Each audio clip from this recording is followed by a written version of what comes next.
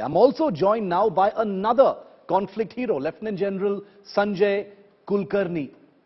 He is the hero of Siachen. He is a recipient of the Veer Chakra for his pioneering role in the taking of Siachen and defending Indian territory at that time in the 1980s. General Kulkarni, always an honor to have you, sir. I wish this was on a better occasion, but another familiar controversy has dropped on our hands, and the only reason we're looking at it is because people are offended, people are angry. There's a lot of that usual outrage you see, especially on social media, about this. But my personal response to this has been not so much about insensitivity, etc. So because insensitivity is universal. That's fine. Everybody has freedom of speech. Everybody has the right to question the military, the politicians, the government. But there is a great deal of misinformation about Galwan, which has been, facilitated by propaganda by the Chinese, that somehow it was a humiliation for us. It was a defeat for India, when it was actually the contrary. What do you think about this, sir? Shiv, thank you very much. And it's, I share your sentiments. I share the sentiments with one and all who've spoken on your program, and who better than you, the author of India's most fearless writing on unimaginable courage and sacrifice of the Indian Army soldiers. I think fantastic, Shiv. There's nothing. And I can understand what pain you must be going through, as much as every countryman today is going through.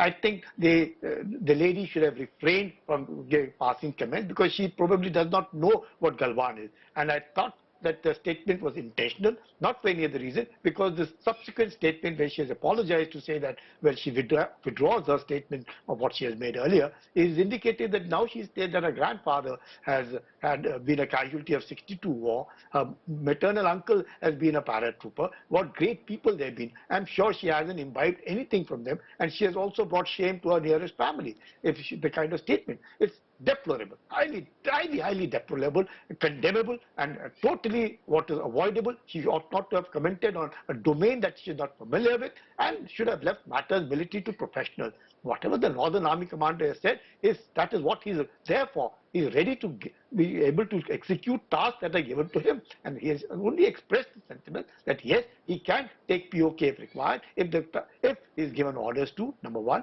Number two, should there be ceasefire violations, there will be retaliation to that. Nothing else. I don't think anybody should have commented or being sarcastic whatsoever.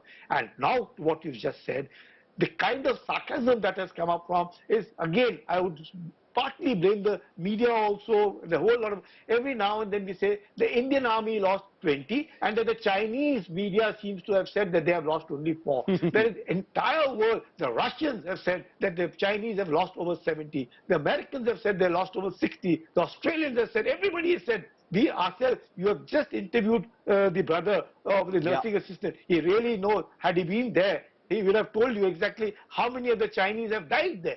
No, but everybody knows it. But yes, probably we are being overwhelmed. This kind of a propaganda that where, imagine not a bullet being fired, and the way the defense, the Chinese were on the back foot primarily because of Galwan. If they haven't moved an inch thereafter, it is because of Galwan. It is a sacrifice of the soldier, not a bullet fired. And there it was, hand-to-hand fight with the Chinese, who had all the negative intentions and the kind of complications that they had, the kind of weapons that they had with them. And at that point of time, now to say in a sarcastic manner, I think that this lady definitely does not deserve any kind of sympathy. She's done it intentional. Much that she might say it is unintentional, because she claims to be from a family of military personnel. I think it's very, very wrong, highly deplorable. How does, how would soldiers and their families see this, sir? We just heard from Prakash Singh, brother of, one of the Galwan heroes. I'm just wondering, because, these are credible people. Richa actors, like her, they're all influential people. They're followed by millions.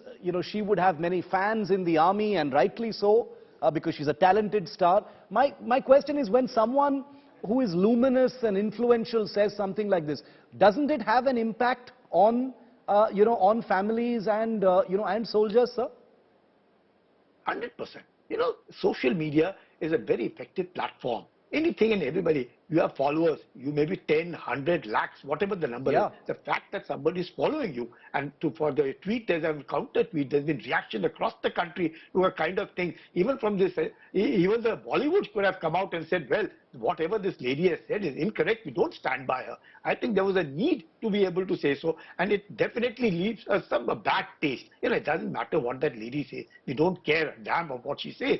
But what matters is if she has followers, and if they were to say like this, it would affect her more than anything else. I'm sure she'll be embarrassed now coming forward in front of anybody else. And I'm positive she has never ever been to Leh. Probably she doesn't even know where Galwan is, what exactly happened there, or if she's like what Prakash just said, very nicely put it across, that nobody seems to know anything about it.